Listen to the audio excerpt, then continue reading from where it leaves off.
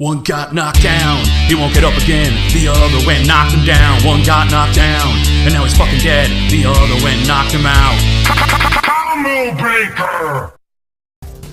Alright, coming in at number 10 is Ryuko's Scissor Blade. And it's a pretty cool weapon, it's kind of like a sword, but what makes it amazing, it is a special designated mode just for decapitation. Oh, it can also grow to the size of a fucking skyscraper, which is the most overkill attack I've ever seen. Also, if you create like these air slashes that go through the air and split people in half, honestly, it's really overkill. But it only comes in at number 10 because it's kind of just a sword that can grow. So number 9 is the best weapon in Doom, the BFG, aka the Big Fucking Gun. A big ass plasma cannon that fires a large green energy blast that just like absolutely obliterates any demon or whatever the hell decides to get anywhere near you. And upon contact, it kills whatever poor bastard was in your path. Not to mention, it's just ridiculously powerful. But it does have a low ammo count, which is kind of shitty. But it only gets number 9 because while it's a classic, it does get trumped by some of the other weapons on this list, and you'll see why. As for the number 8 spot, we have Link's iconic Master Sword and his legendary, it's a legendary blade. It's amazing. First off, it can create freaking lightning strikes, like projectile lightning strikes, and even shoots freaking lasers at it. And it comes with its iconic indestructible Hylian shield. Truly a great weapon, but not quite the best. Alright, bear with me. Number 7 is kind of cheating because it's a set of weapons, because you can't use them unless you have the full thing. That being Tracer's Chrono Accelerator and Pulse Pistols.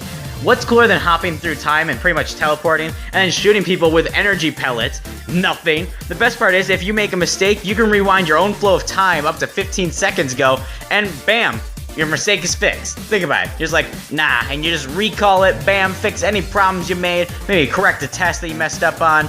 Unfortunately, to be able to use this, you would need to almost die in experimental plane and start fading from time.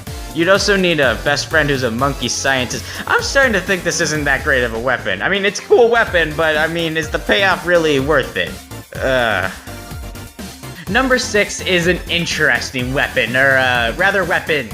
Of course, I'm talking about Kratos' Blades of Chaos. These short blades are attached to chains, so you can swing them all around like that one of those inflatable arm floaty tube guys in front of car salesmen. Except instead of trying to promote savings, you decapitate people, rip out their organs, and horribly murder anybody in your path, including your family. Some of these weapons come at an awful cost. I mean, oh god.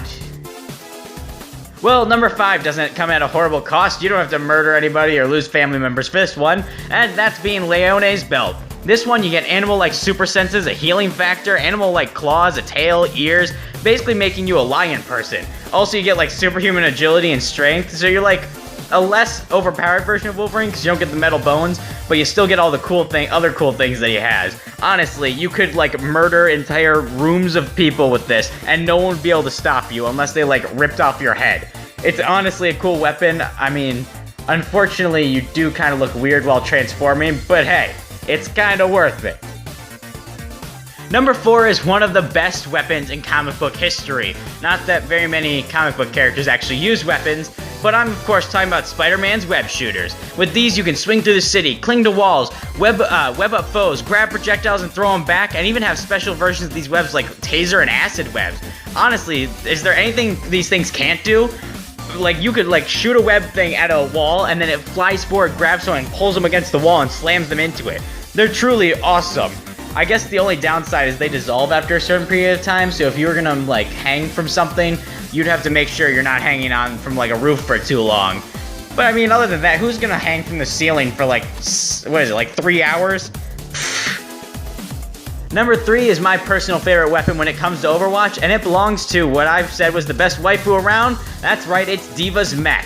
It has infinite pulse shotgun blasters on both sides where its hands should be. It also has micro missiles, thrusters for flight, and a defense matrix that destroys all incoming projectiles.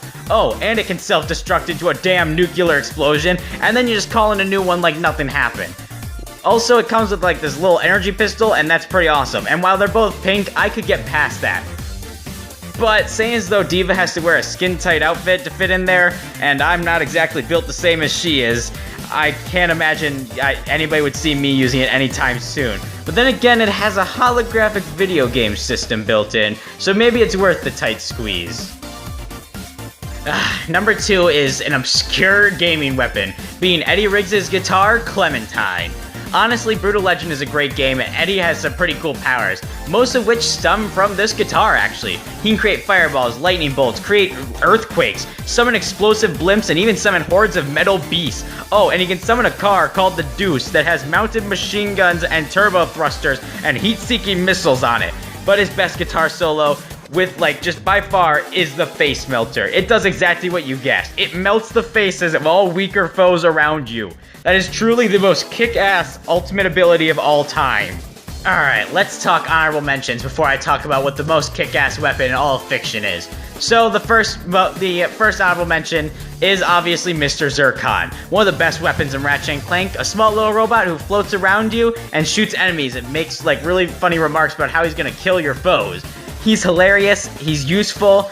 Unfortunately, you can only have one out at a time, so he's not exactly the best, but he's still fun to have around. Also on the topic of honorable mentions, we have the Black Panther suit. It's made of vibranium and it can absorb kinetic energy, which is kick-ass and overpowered on its own, and it even has claws and shit. Unfortunately, a lot of the powers we see Black Panther using come from that god fruit. The suit wouldn't be too useful on a unathletic guy, or let's say a versus debater who's doing top 10 lists on waifus and fictional weapons. So I mean, you can kind of see why this weapon is exactly the best choice for most kick-ass.